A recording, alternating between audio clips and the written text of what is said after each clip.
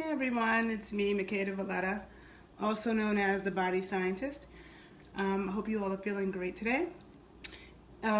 Since you're my Facebook friend, I assume that you are probably already familiar with my background. But just in case you aren't, I have been working in the fitness industry for 17 years now. I have a degree in exercise and sports science, and I'm also a sports nutritionist, personal trainer, USA Olympic weightlifting coach, certified strength and conditioning specialist. So I have a background in dance and playing sports. And so as a trainer, I get asked a lot of questions about how to build certain parts of the body. I get asked about abs a lot. I'm not a bodybuilding trainer. So bodybuilding trainers and bodybuilders, they work out for a look, So they'll be like, oh, I want my shoulders to be bigger, or I need my hamstrings to be bigger, or, this side of my body is bigger than the other. It's about aesthetics for them, not so much performance. For me, my approach to fitness and lifting weights and strength training all has to do with performance, efficiency, function. So for me, it's not enough just to have a certain look. You could have a certain look and not have the function to go with it. There are people who look great, but they may not be that strong. They may not really have endurance, body awareness. Sometimes aren't even that healthy. So for me, my approach to fitness is always health first, function first.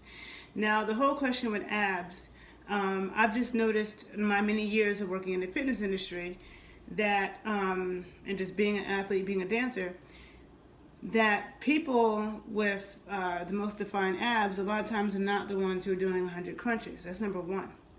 Number two, people can have defined abs and not have strong abs, because the definition on the abs has to do with the fat that's there, the percentage of fat. It doesn't really have anything to do with the strength, okay? So some people have a very low body fat percentage, so their abs are shredded because this is a muscle, so you see the muscle because there's no fat on it. Some people are genetically just like that. We all know people who are just naturally thin. And a lot of times with black women, you'll find thin girls who still have muscular definition, as opposed to like mushy thin, which a lot of ballet dancers can be. And that a lot of times comes from not eating enough, and then they lose muscle, and then they get like skinny fat, Running marathons can do that too. Running marathons and not eating enough protein and fat and calories to sustain your muscle. Then you end up being skinny fat. You lose weight, but you lose muscle. You never want to lose muscle.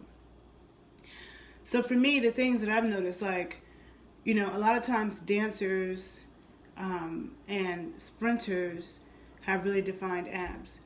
And that really is built up from years. It's not like they just went to the gym and worked out really hard for 3 months and then got these abs. I mean, you might get that from bodybuilders because they also have a diet that they go on that shreds them, which is not very healthy. They basically go on, a low carbohydrate diet, where low fat, low carbohydrate, because in order for us to be hydrated, in order for our muscles to store water, and which means that we're hydrated, we need carbohydrates. Carbohydrates are necessary. So when people go on a low carbohydrate diet, it can shred them and make them really defined, but what they're doing is chronically dehydrating themselves. So a lot of times when you see bodybuilders in the off season, they will be kind of chubby and they don't look like the same people, because the diet, they manipulate it with diet a week or so, a couple of weeks beforehand. But in terms of people who just have that and always maintain that, the things that I've noticed is that, it comes from number one, doing real work, so like lifting heavy weights, engaging in strenuous activity, over years. So a lot of times you have dancers who've been dancing since they were kids. They were dancing for years, and it'll build that type of body.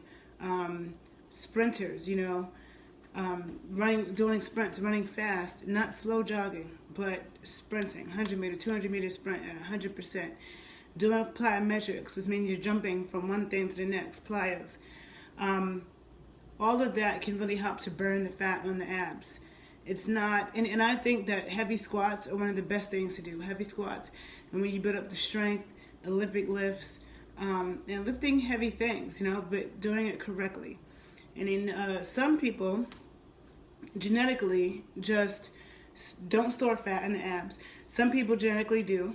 And some people, like if the fat has been there, like if someone has had like a soft stomach, a non-defined stomach their whole entire life, they're going to have to work a lot harder to achieve that. And sometimes it just may not be for some people. We all have our body challenges. We have things that we can work on and fix, and we have things that we have to accept within a normal range.